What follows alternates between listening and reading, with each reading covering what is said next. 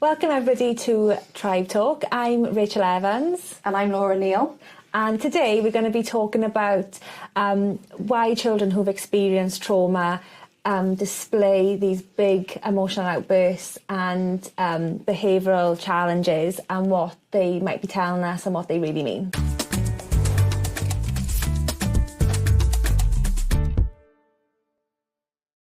So every behaviour has a reason behind it. So a child who can't sit still, who's arguing back, who's hiding away, who's displaying high levels of challenges, they're not trying to make our lives difficult, are they? They're trying to tell us something. They're trying to communicate with us in some way and trying to feel safe. So today we're going to talk about, we're going to unpick all of that and talk about why children who've experienced trauma display these types of behaviours and emotions. Yeah, because they do sometimes display really tricky behaviours that parents, carers, anyone supporting them will be seeing and managing. So I think it's important to unpick that and see what is it that they're actually trying to do and trying to communicate. So I think it's really important to begin with to define what behaviour is, Rachel.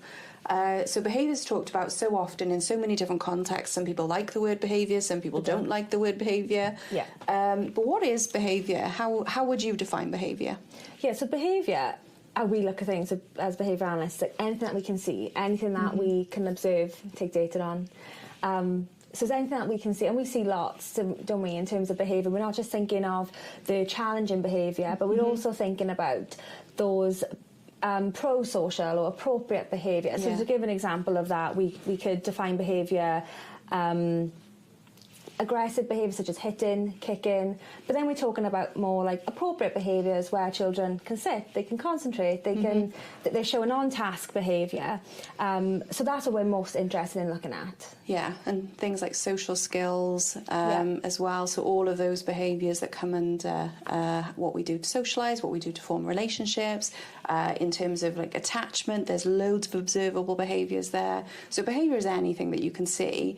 And then you have the behaviours that you can't see. So those internal behaviours, so thoughts, emotions, which as behaviour scientists, they come under behaviour as well. And I don't think people realise sometimes that those do come under behaviour. Yeah. And when we're working with children that have experienced trauma, or we're working with behaviour in general, and we're trying to unpick why is that child displaying that behaviour, and we always look at it from like a skill building point of view, don't we? And we're like, okay, what is this child trying to tell us? They're trying to communicate with us in some way. So if they're hitting, out, kicking, what are they trying to tell us? What need are they trying to meet? What do they want from us? And we look at behaviour from the point of view of children trying to express themselves, trying to get their needs and wants met. And that's often like tricky for children who've experienced trauma. Because of their learning and their trauma history. So quite often they've had to develop different types of behaviour than we would typically see to get their needs met in the environment in which they've lived before, or the environment where the trauma happened. And that can be things like physical needs, but it can also be emotional needs as well. How do I deal with this big emotional situation? How do I deal with these feelings of anxiety, these feelings of worry and stress? All of that would come under behaviour and what we might see. So when working with the parents and carers that we work with, and children that have experienced adverse childhood experiences and trauma, and they've developed this trauma history from their past experiences, and their behaviour and emotional presentation is impacted in some way. So what parents and carers report to us, things such as a child might be displaying challenging behaviour at home. So they might be hitting out at their carers, hitting out at their siblings. There might be some toileting challenges, sleep difficulties, sibling challenges where they're not getting on. Breaking items, throwing items, those are things that come up fairly often. A child who wants that connection and that comfort from a caregiver, but then they're so resistant of it in the moment. So you get that push-pull, I want you there, but I don't want you at the same time. And where that that seeking for connection can be overbearing at times as well. Yeah, that need for control. Yeah. That's another massive word that comes up. Like they want to control the environment. They're trying to control a situation. The word manipulative sometimes comes up to describe behaviours. We do hear, particularly, so when we get young people who are initially referred to our service before maybe any parents, carers or anyone working with them has done anything on trauma-informed care, the word manipulation comes up quite a lot, or they're quite manipulative in the way that they're interacting. Yeah. So whenever we work with families, there's a long list usually of these behaviours. And it's important now we look at this from a trauma-informed care or trauma lens. And why are they displaying these behaviours? Like we opened the podcast with, they're not trying to be difficult. They're not trying to antagonise or make home life really hard. They're just trying to talk to us and trying to tell us what's wrong or what they need at that moment. So, for example, parents might say, I've got a child that's just come into my care. They're not going to school. I ask them to get dressed and go to school, and they just will not go. And that's not them being defiant, making life difficult. They might be worried that at the end of the school day, their carer's not going to turn up to pick them up. Because one thing we need to remember, if a child has just moved into a parent or carer's care, like where have they been taken from? Where are they? What have their experiences been? We already know there's a loss there if they've just moved into somebody's care. And when we talk to children as well in therapy sessions, and that is one of the common misconceptions of social care, isn't it? You know, my social worker just turns up to move me on. And whenever they see that social worker, then they think, oh, well, where am I going now? Am I going to move? Or they're going to tell me something bad, or something else will have happened. And we call it pairing, don't we? And the social worker gets paired in a quite a negative way to bad things happen. So then they don't want to see their social worker. So when we're looking at behaviours like this, it's just important to link that back to what have they experienced? Why are they displaying behaviour in this way, or why are they feeling in this way? And linking it back to their experiences. Another example might be, a child that is holding food or hiding food in their, or hiding anything in their room, but particularly hiding food. Could be that food wasn't available for them. They're not trying to mess their room up and make it smell. They're just trying to make sure that they got a meal, that their next meal is available to them. And I think with things like that, you can get pinned on certain foods at certain times as well. So I know I've had Easter, this seems to increase. So Easter, we have lots of Easter eggs, lots of chocolate. Certain children will hide that chocolate. Sometimes it will be looked on as, oh, they've taken it, they've stolen it, they've hidden it, they shouldn't be doing that.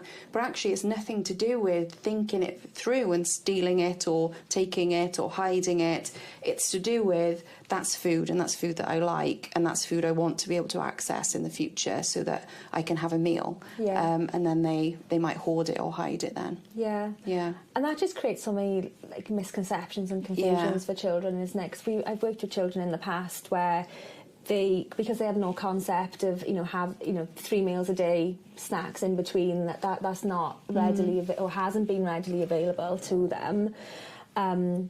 So they don't have no understanding of, oh, we have 3 meals a day, I don't need to hold this food, I have snacks.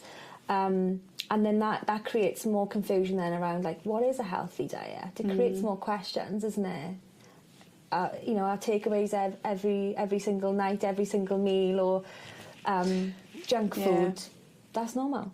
And I think there's just there's so much that comes into the behaviour that we see from our children that can be pinned back to what they've experienced. And it might not always be trauma, but it's what they experienced previously, wherever it was that they were living or whatever circumstances they were in, or during a traumatic experience, and how that is then taken forward into their current behaviour. Okay, so the example we have is Ella. She's 8 years old. And she's recently entered foster care. So her trauma history, what we know about that, she's experienced physical neglect. So her basic needs were not met. So food wasn't readily available for her. She also experienced emotional neglect. So her mum in particular wasn't always available to offer that emotional comfort when she was distressed, and not always emotionally available for her. There was domestic violence in the home between mum and dad. They often fought frequently. And her parents misused substances as well. So this led to Ella witnessing her parents taking substances, but also the behaviours that they also displayed in the home whilst during taking those times. Yeah, during those times. And that would have also then contributed to things like the domestic violence, the neglect, kind of feeding into it even more. Yeah. And impacting parenting. Yeah. And then she was separated from her parents at 7, and that's when she entered foster care. Okay, yeah. So Ella in foster care, what her carers were reporting, aggressive behaviours. So anytime she was told, no, stop doing that, that would lead to increases in aggression towards her carers. Whenever any instruction was presented, she just refused to comply. Shouting, throwing objects. They also reported that she used to shut down. So she would look to the floor. She wouldn't speak when she was spoken to often. If she ever felt like she was in trouble, and her carers also reported that sleep and night times were really challenging. Yeah. So she would be in and out of her bedroom, checking on the carers. She needed those to go into their bedroom just to check in, make sure they were there, and then needed a lot of support to go back. Which would have created a problem in foster care, because that's not typical within foster care that a child goes in and out of the carer's bedroom. And then what the carers also reported in terms of her emotional presentation, lots of feelings of low self-worth, not a lot of confidence, feeling like everything's her fault.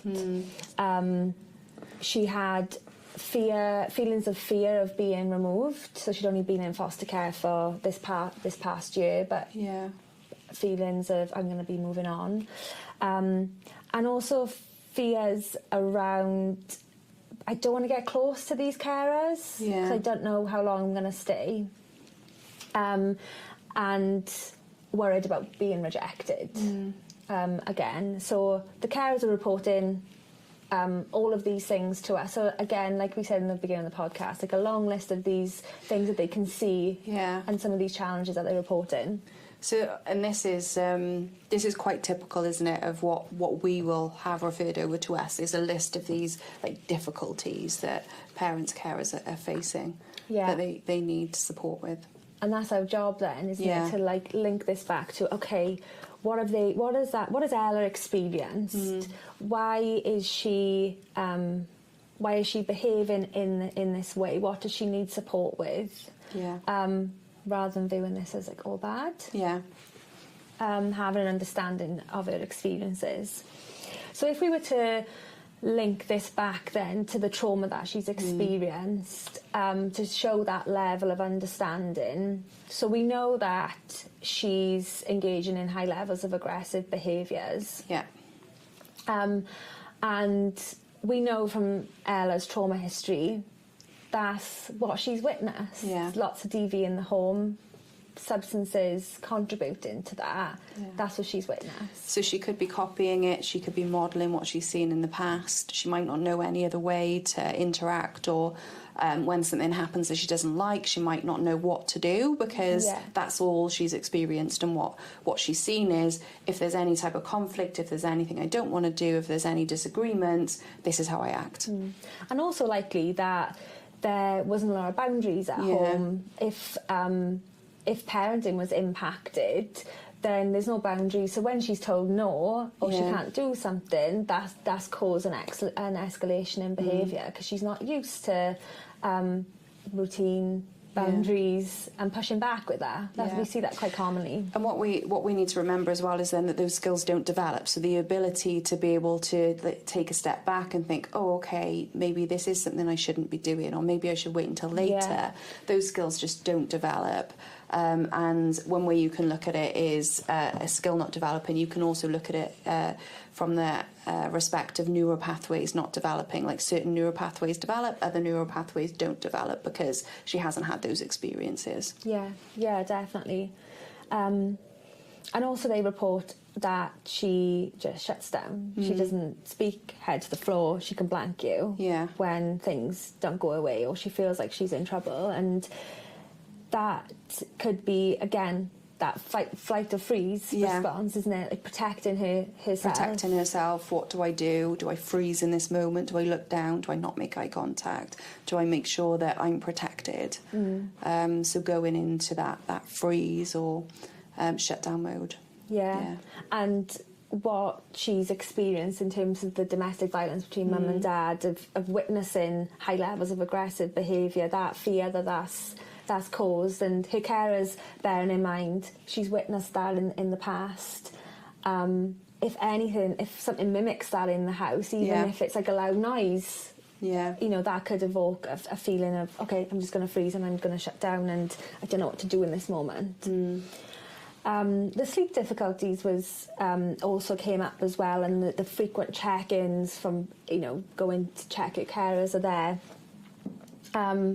And we just know from her trauma history, she's had separation in the past, you know, from entering foster care, and checking in on carers to make sure they're there, she's safe, it's okay. And that maybe nobody else is there as well, because so one of the things when you were describing Ella that I thought is that history sounds quite extreme, but actually it's not untypical for us to have a child who's referred to us who's had all of those multiple adverse childhood experiences, and then those experiences lead to complex trauma, which we talked about a couple of podcasts ago. But within that, we need to remember that although we've got these things that we know about the history, we probably don't know everything. So there is domestic violence, there is substance misuse. So do we know whether people coming back and forth to the home? Do we know if it was safe all the time? Do we know if there were periods when it wasn't safe? So it might not just be about her being unable to sleep because she wants to check her carers are there. It might be that she's unable to sleep because in the past she's experienced very, very frightful experiences when there's other people in the home, maybe, or there's other things going on if there's been people under the influence. We never really have all of the information about our young people, and we can just hypothesize about what they may have been through. Yeah, it's likely they could be feeling a certain way because of something in their in their history. That's linked to some of the issues that they've experienced as well. And particularly with sleep difficulties, Alice 7, so at that age you would be able to talk to her about some of those sleep difficulties, find out what's going on for her, find out what she's thinking about late at night. Is there anything that's causing her to wake up in the night?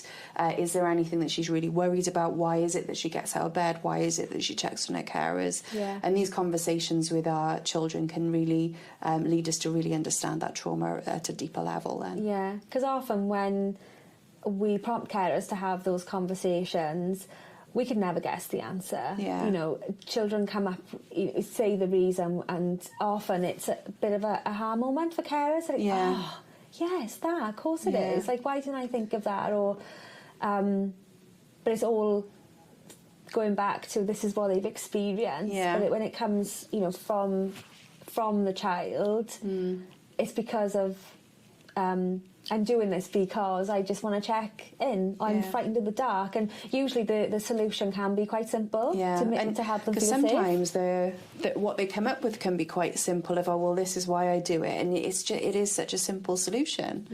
And other times it isn't, but that's the power of talking to our children about these things and not assuming that we know. Get it wrong. Need to ask them, especially if they've got the ability to be able to tell us. That's Ella, and kind of gives the example of why it's really important to think about behaviours from a trauma-informed care point of view. Because all of the behaviours that you listed in the beginning that Ella was displaying, which could be classed as problematic, they could be classed, I mean, they could be breaking the placement down, they could be breaking a school placement down, actually come from a trauma history. And when you start to pin them back, you can start to see, okay, how do we help? Yeah. And showing that understanding, and that helps us come to solutions quite easily. Like the sleep difficulties, for example. You know, she might say, I'm afraid of the dark, and I just want to come and check, and I need a bit. That's a simple solution, right? And it's through having those conversations with carers, but also with the children that help us come up with that. Yeah. So we always try to have a question on our podcast. And today our question is from one of our team, Jess. And she is asking, how do you distinguish between behaviours that stem from trauma and those behaviours that are part of normal development or new learning? Yeah, it's a really good question. It is a really good question. Because it's important when we're talking about any behaviour, and we talk about this a lot in our tribe training, chronological age versus developmental age. And what we mean by that is children of, say, this is talk about Ella, let's just use her again, she's 8 right now. Is her developmental and her chronological age the same? So is she displaying skills that an 8-year-old of her peers, or is her skill development slightly delayed? And it's important now that we think about that, isn't it? Whenever we're talking about behaviours or skill development, but distinguishing that from, you know, whether that's trauma or whether it's like a deficit in some way, we've always got to link that back to the components of trauma-informed care, understanding that trauma history. So what have they experienced in their past? Is that contributing that to could this? contribute to this? So the first element of when we assess child who's experienced trauma is we first look at the trauma history. So what is contributing to this behaviour from the trauma history? And whether that behaviour is new, or is it long-standing? Where, you know, can someone pinpoint when that behaviour started to Is it getting progressively worse? So it all comes back to understanding more about that behaviour then through conversations, interviews, data collection, to pin that back to, is that related Is it related to the trauma history? Yeah. And then secondly, we look at what's the current presentation. So the current presentation would be looking at that behaviour now. And what you just said was, is it a new behaviour or has it been established for a long time? And then what behavioural science tells us is that we need to look at so many different areas then, doesn't it? Because it can be a brand new behaviour, but it can be serving the same purpose as an old behaviour that was formed by trauma. And that's part of what does the current presentation look like when you're assessing that current presentation. It might be new, but it doesn't mean it's not linked to that trauma history, because it could be serving the same purpose. Exactly. So it's a couple of things that we've got to consider with that. But whenever we're working with a new client, a child that we're supporting, we're always following those 3 components within trauma-informed care, and understanding, is this behaviour stem from trauma, or is this linked to a skill deficit, a skill that they haven't learned, a mislearning opportunity, or is it brand new? It's just popped up. And then even if it has stemmed from trauma, when we're looking at the current presentation, is there something within the current environment which is maintaining that behaviour, which had shaped that behaviour further? So they're all interplaying really, and it comes back to that assessment that you need to do, essentially. So thanks, Jess. That was a good question from Jess. Okay, so that wraps up our podcast. So some key takeaways for our listeners today. So rather than looking at behaviours as something bad or something that children are trying to make difficult for us, we need to be thinking about behaviour as a way of communication. What is the child trying to tell us? So next time, you see your child displaying any type of behavioural challenge, just ask yourself, how can I support this child? What are they telling me? What are they trying to communicate with me? And how can I support them? Yeah, absolutely. So thank you for joining us for the Tribe Talk podcast today. If you want to hear more about trauma-informed care, then subscribe to Tribe for trauma-informed care in practice.